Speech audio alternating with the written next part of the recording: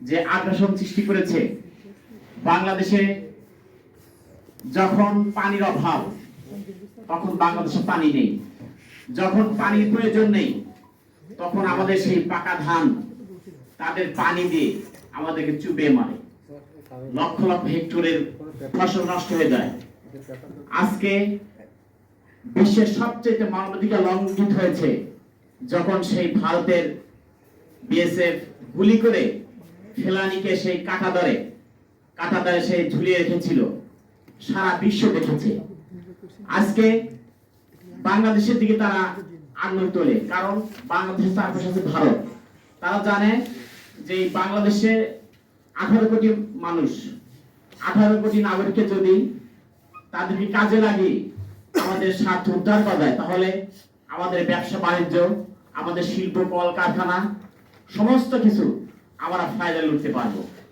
আজকে ভারতীয় আগ্রাসনের কারণে বাংলাদেশের গার্মেন্ট শিল্প থেকে শুরু করে বাংলাদেশের ইন্ডাস্ট্রিয়াল যত প্রতিষ্ঠান আছে ধ্বংসের মুখে যাচ্ছে।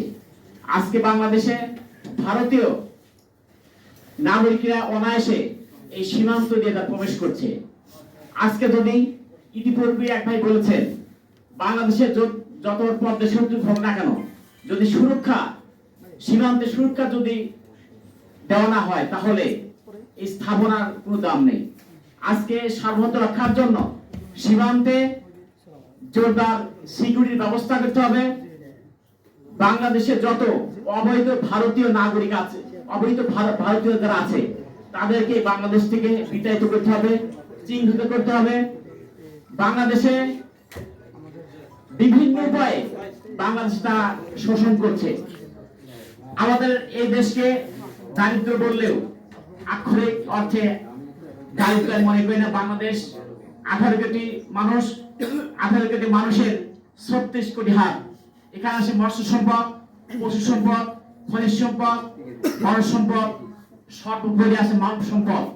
এই মানব সম্পদকে যদি সুষ্ঠুভাবে কাজে লাগানো যায়, বাংলাদেশ বিশ্বের দরবারে মাথা উঁচু করবে, বাংলাদেশ তাদের অধিকার প্রতিষ্ঠা করবে।